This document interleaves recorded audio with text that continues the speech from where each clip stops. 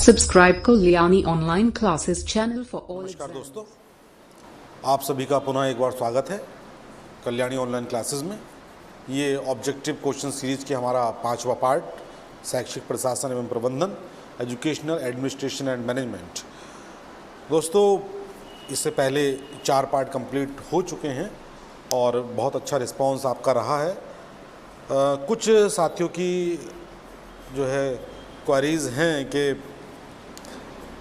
आगे जो है कौन सा मतलब पार्ट इसका रहेगा। तो दोस्तों, इससे आगे हम जो टीचर एजुकेशन और रिसर्च मेथडोलॉजी दोनों पर एक साथ चर्चा करेंगे। 1 बाय 1 आपको दोनों वीडियो जो है लगातार मिलेंगे। और एक दो साथी जो है पीडीएफ भी के लिए बोल रहे हैं। दोस्तों, मैं जल्द ही आपको सारे वीडियोस के पीडीएफ प्रोवाइड करवाऊंगा। थोड़ा सा मेरे साथ दिक्कत ये है कि व्यस्तताओं के कारण जो है ये मानकर चलें आप कि मैं कुछ इससे ज़्यादा कर नहीं पा रहा हूँ। करना बहुत कुछ चाहता हूँ लेकिन कर कुछ नहीं पा रहा हूँ। वीडियो बनाने के लिए भी मान के चलें कि बहुत समय मेरे को निकालना पड़ रहा है, क्योंकि कॉलेज में टीचिंग वगैरह चल रही है, क्लासेस चल रही हैं, उसके साथ साथ इलेक्शन की ट्रेनिंग है। तो बहुत सारे काम जो है इस बीच आ गए हैं एक साथ। लेकिन मैं उम्मीद करता हूँ कि आपको समय समय पर मैं ये वीडियो ज़रूर देता रहूँगा। हाँ, जब इलेक्शन हम लोग के यहाँ होगा तो 1-2 दिन शायद आपको वीडियो ना मिले, व्यस्तताओं के कारण मैं बहुत ज़्यादा व्यस्त भी रहूँगा। लेकिन मैं कंटिन्यू आपको वीडियो दूंगा, आप निश्चिंत रहिए। जो हमने आपसे एक वादा किया है कि 10 के 10 यूनिट जो आपकी बीएड की हैं और एजुकेशन वाली हैं असिस्टेंट प्रोफेसर की, वो कंप्लीट आपको कराई जाएंगी।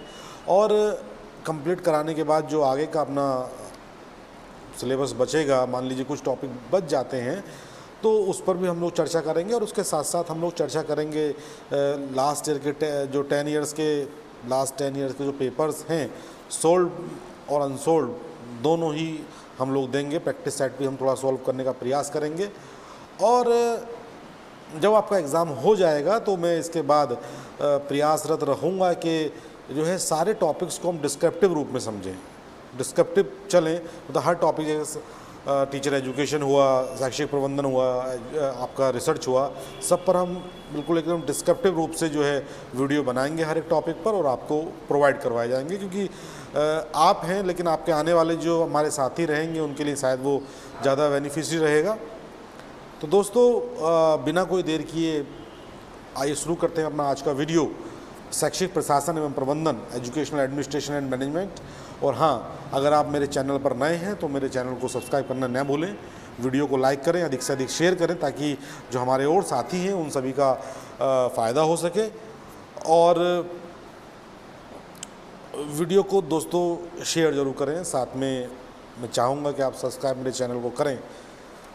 तो दोस्तों, बिना कोई देर किए आइए शुरू करते हैं अपना आज का वीडियो, शैक्षिक प्रशासन एवं प्रबंधन, educational administration and management, part 5। दोस्तों, बढ़ते हैं अपने पहले प्रश्न की तरफ।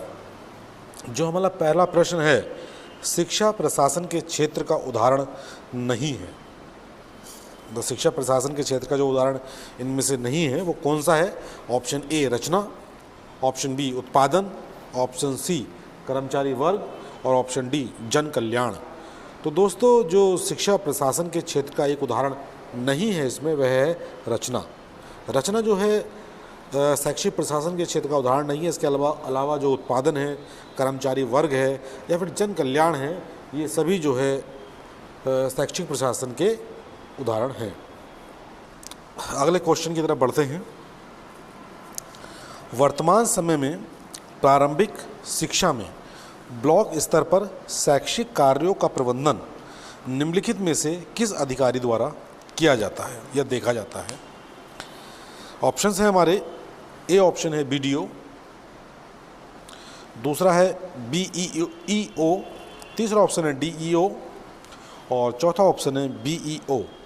तो दोस्तों, जो सही उत्तर है, जो वर्तमान समय में अगर प्रारंभिक शिक्षा की बात करें तो प्रारंभिक शिक्षा में ब्लॉक स्तर पर जो शैक्षिक कार्यों का प्रबंधन किया जाता है वो बीईओ के द्वारा किया जाता है, ब्लॉक एजुकेशन ऑफिसर, खंड शिक्षा अधिकारी जिसको बोलते हैं हिंदी में, इसके द्वारा ही सब कुछ किया जाता है।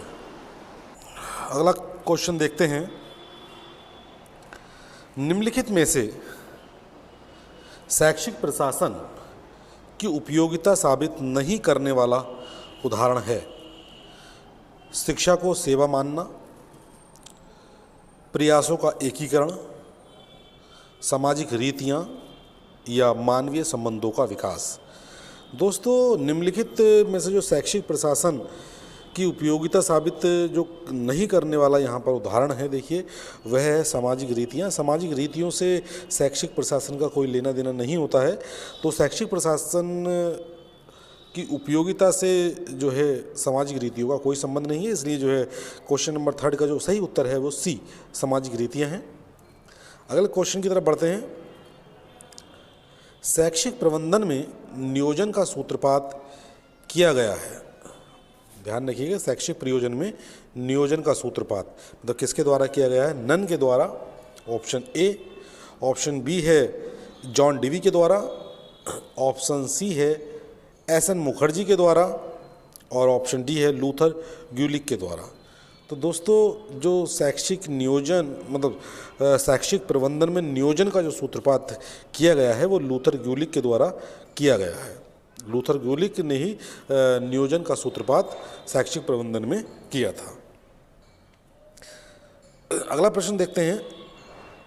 शिक्षा के अधिकार अधिनियम 2009 में विद्यालय प्रबंधन समिति में भर्ती विद्यार्थियों के माता पिता या अभिभावकों की न्यूनतम सदस्य संख्या प्रतिशत में निर्दिष्ट है।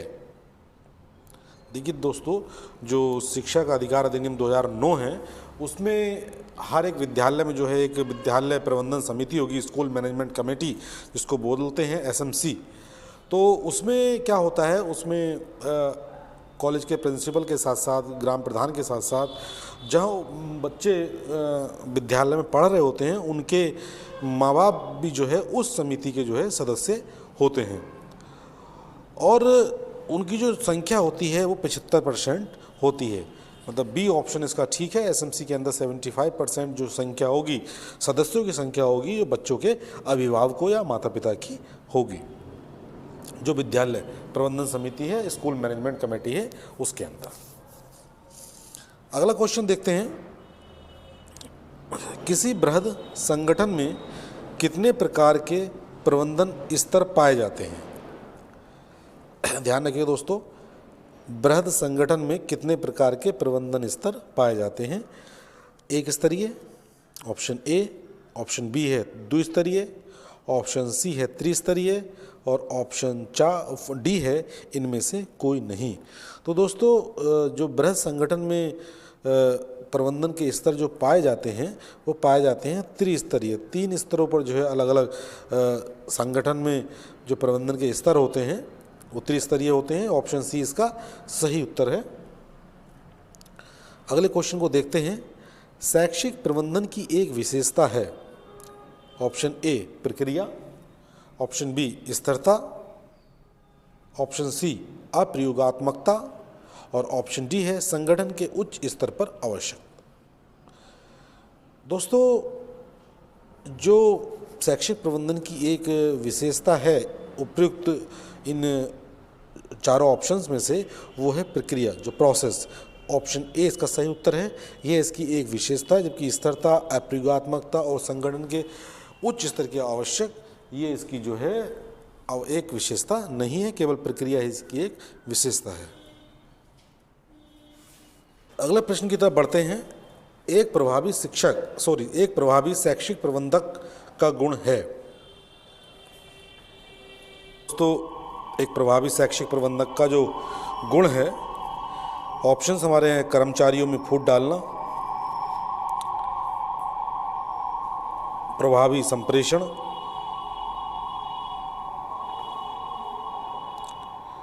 असमानता बनाए रखना और उत्तरदायित्वों से दूर भागना। तो दोस्तों, एक प्रभावी शैक्षिक प्रबंधक का जो गुण है वो है प्रभावी संप्रेषण। ऑप्शन बी इसका सही उत्तर है। प्रभावी संप्रेषण, जितना प्रभावी संप्रेषण एक प्रबंधक का होगा, निश्चित तौर पर वह एक उतना ही सफल प्रबंधक होगा। अगले क्वेश्चन को देखते हैं। वैज्ञानिक प्रबंधन की अवधारणा दी? फ्रेडरिक टेलर ने, हेनरी फ्योल ने, एल्टन मायो ने और पीटर एफ ड्रॉकर ने। तो दोस्तों जो वैज्ञानिक प्रबंधन की अवधारणा दी गई है वह दी गई है आपकी फ्रेडरिक टेलर के द्वारा। फ्रेडरिक टेलर ने ही जो है वैज्ञानिक प्रबंधन की अवधारणा को प्रतिपादित किया है और दिया है इसको। अगले प्रश्न की तरफ बढ़ते हैं। कम वरीयता प्राप्त कर्मचारी पैमाने पर उच्च अंक दर्शाते हैं। क्वेश्चन एक बार द्वारा देखें। कम वरीयता प्राप्त कर्मचारी पैमाने पर उच्च अंक दर्शाते हैं। ऑप्शन ए है उत्पादन व कार्य पर बल, ऑप्शन बी है लाभ एवं हानि, ऑप्शन सी है नेता द्वारा व्यक्तिगत संबंधों को वरीयता और ऑप्शन डी है इनमें से कोई नहीं। तो दोस्तों कर्मचारियों द्वारा जो कम वरीयता प्राप्त कर्मचारी पैमाने पर उच्च अंक दर्शाते हैं उसका सही उत्तर है ऑप्शन सी, नेता द्वारा व्यक्तिगत संबंधों को वरीयता। अगले क्वेश्चन को देखते हैं। कम वरीयता प्राप्त कर्मचारी पैमाना है 5 पदीय त्रिध्रुवीय विश्लेषण पैमाना, 8 पदीय द्विध्रुवीय विश्लेषण पैमाना और 3 पदीय द्विध्रुवीय विश्लेषण पैमाना, उपरोक्त में से कोई नहीं। दोस्तों जो कम वरीयता प्राप्त कर्मचारी पैमाना है वह है 8 पदीय द्विध्रुवीय विश्लेषण पैमाना है जो कम वरीयता प्राप्त कर्मचारियों को दर्शाता है। तो ध्यान रखिएगा 8 पदीय द्विध्रुवीय विश्लेषण पैमाना है, ऑप्शन बी इसका सही उत्तर है। अगला प्रश्न है नेतृत्व का मापन किन बिंदुओं पर किया जा सकता है?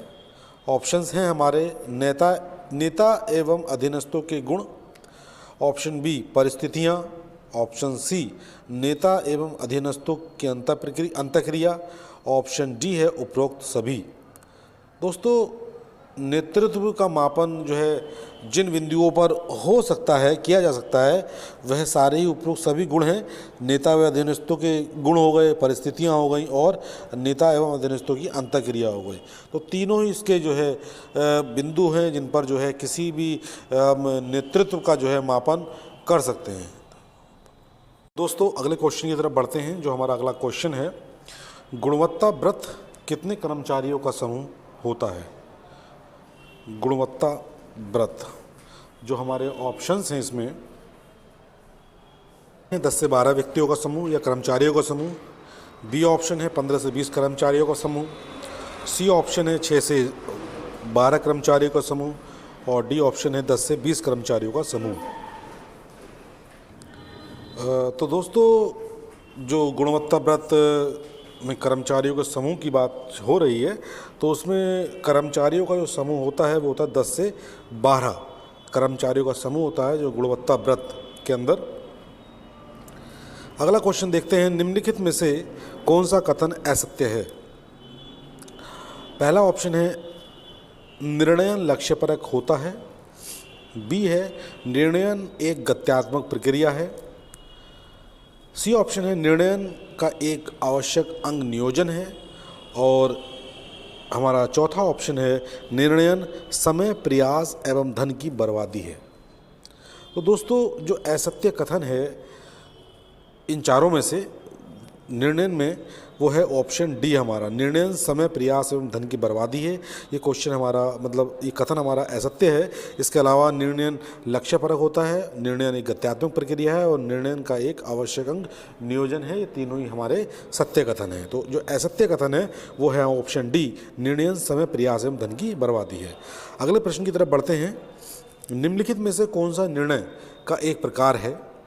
व्यक्तिगत एवं संगठनात्मक, ऑप्शन बी सामाजिक निर्णय, ऑप्शन सी राजनीतिक निर्णय और ऑप्शन डी अवांछित निर्णय। तो दोस्तों निम्नलिखित में से निर्णय की प्रकार की हम बात कर रहे हैं, कौन सा निर्णय का प्रकार है? तो व्यक्तिगत एवं संगठनात्मक जो है एक निर्णय का प्रकार है, जबकि सामाजिक निर्णय, राजनीतिक निर्णय और अवांछित निर्णय ये निर्णय का प्रकार जो है नहीं आते हैं। प्रबंधन की हम बात कर रहे हैं, शैक्षिक प्रबंधन की, उसमें निर्णय की बात कर रहे हैं तो निर्णय का एक प्रकार है व्यक्तिगत एवं संगठनात्मक। अगले क्वेश्चन की तरफ बढ़ते हैं। जनतंत्रीय निर्णय शैली की विशेषता है, केवल एक व्यक्ति के निर्णय को प्रमुखता दी जाती है। ऑप्शन बी, सभी निर्णय आम सहमति से लिए जाते हैं। ऑप्शन सी, कुछ व्यक्तियों द्वारा लिए गए निर्णय ही प्रमुख माने जाते हैं।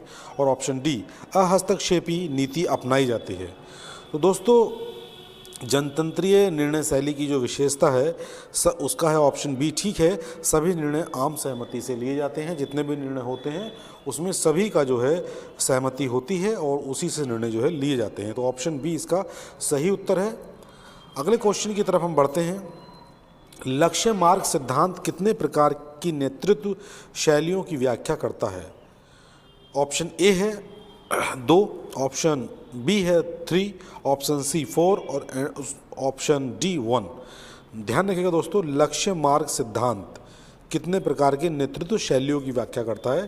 तो जो लक्ष्य मार्ग सिद्धांत है वो 4 प्रकार की नेतृत्व शैलियों की व्याख्या करता है। ऑप्शन सी इसका सही उत्तर है। नेक्स्ट क्वेश्चन की तरफ बढ़ते हैं। GII का बृहद रूप है। ए, निरंकुश प्रक्रियाएं, बी, परामर्शवादी प्रक्रियाएं, सी, समूह प्रक्रियाएं और डी, कोई नहीं। तो दोस्तों, GII का जो बृहद रूप है वो है समूह प्रक्रियाएं। सामूहिक रूप से जो प्रक्रियाएं की जाती हैं वो GII मतलब उसको एक बृहद रूप में कहा जाता है, जो इसका सही उत्तर है। अगले क्वेश्चन की तरफ बढ़ते हैं। एक प्रभावी प्रबंधक के कौशलों को आरोही क्रम में लगाइए। ऑप्शन ए, संप्रत्यात्मक, मानवीय, तकनीकी और संरचनात्मक। ऑप्शन बी है तकनीकी, मानवीय, संप्रत्यात्मक, संरचनात्मक। ऑप्शन सी है मानवीय, तकनीकी, संरचनात्मक और संप्रत्यात्मक। ऑप्शन डी है संरचनात्मक, संप्रत्यात्मक, तकनीकी और मानवीय। तो दोस्तों, जो इसका सही उत्तर है वह है बी, आरोही क्रम में अगर लगाया जाएगा तकनीकी, उसके बाद मानवीय, फिर संप्रत्यात्मक और उसके बाद संरचनात्मक, ये इसका आरोही क्रम है। नेक्स्ट क्वेश्चन देखते हैं। नियोजन पूर्व निर्धारित विनिश्चयकरण है, ये किसका कथन है? ध्यान रखिएगा, नियोजन पूर्व निर्धारित विनिश्चयकरण है। ऑप्शन ए, कुंट्ज का, ऑप्शन बी RL एकॉफ का, ऑप्शन सी एलन का और ऑप्शन डी ड्रॉकर का। तो दोस्तों, जो नियोजन पूर्व निर्धारित विनिमयकरण है यह है RL एकॉफ का। अगला क्वेश्चन देखते हैं। मिशिगन अध्ययन में किन 2 नेतृत्व शैलियों की पहचान की गई? ध्यान रखिएगा, मिशिगन अध्ययन में नेतृत्व शैलियों की जो पहचान की गई वो कौन कौन सी नेतृत्व शैलियाँ थी दोनों?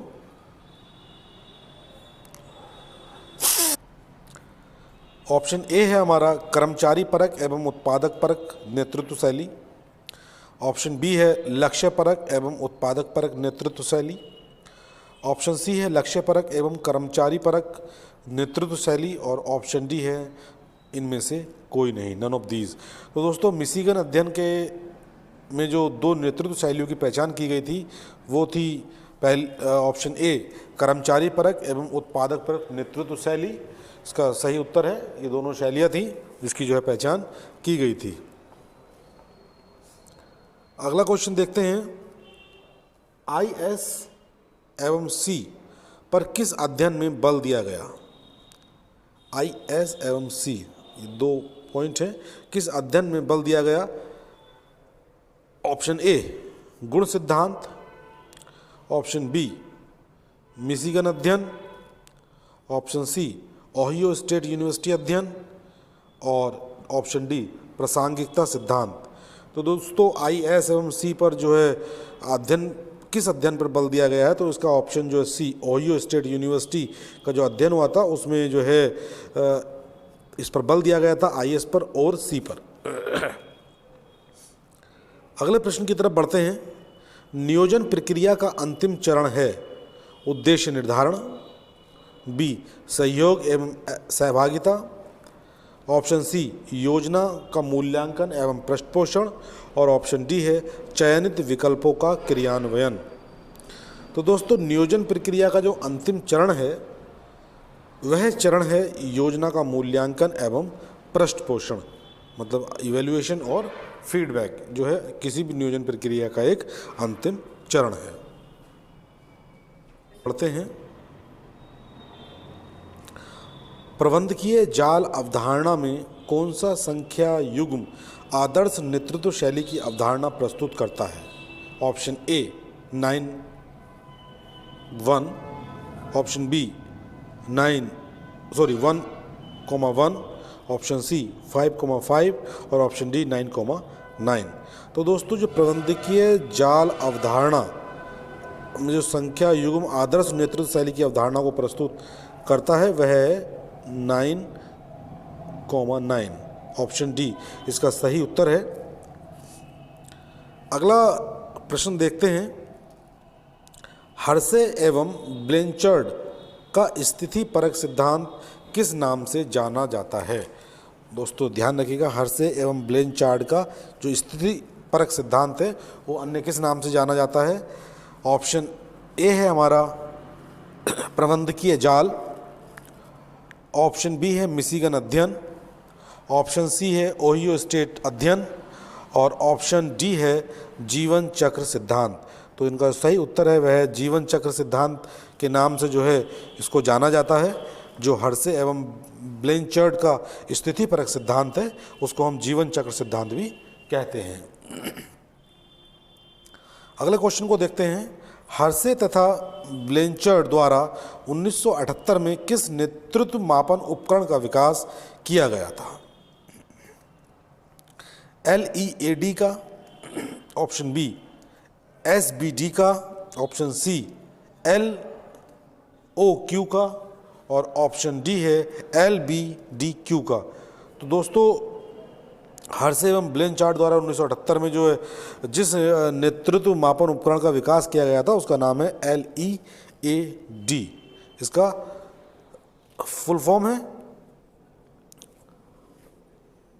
LEAD की leadership education oblique action development भी इसको कहा जा सकता है और लीडरशिप एजुकेशन एंड डेवलपमेंट भी इसको कहा जाता है।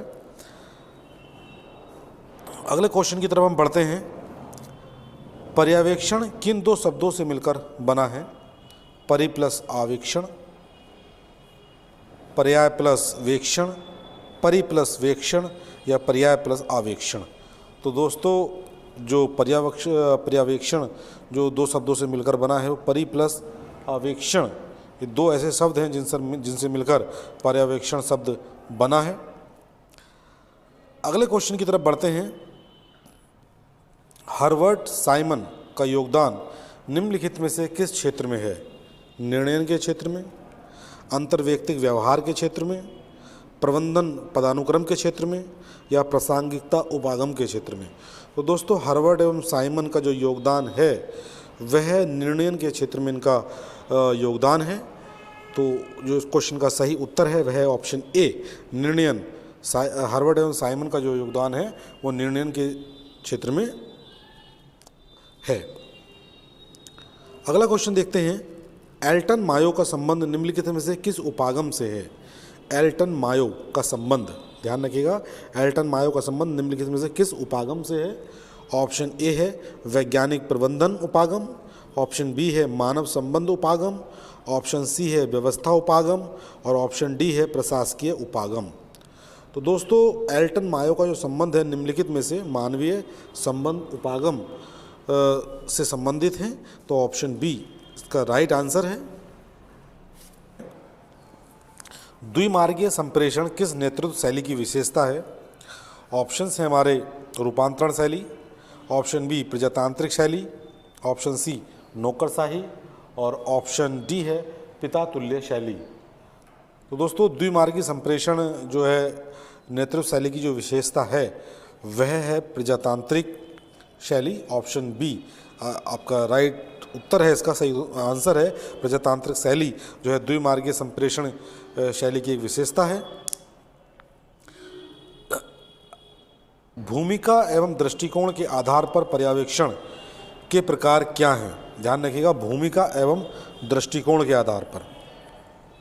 ऑप्शन ए है निरीक्षणात्मक, नियंत्रणात्मक, सहयोगी, वैज्ञानिक और रचनात्मक। पैनल एवं व्यक्तिक।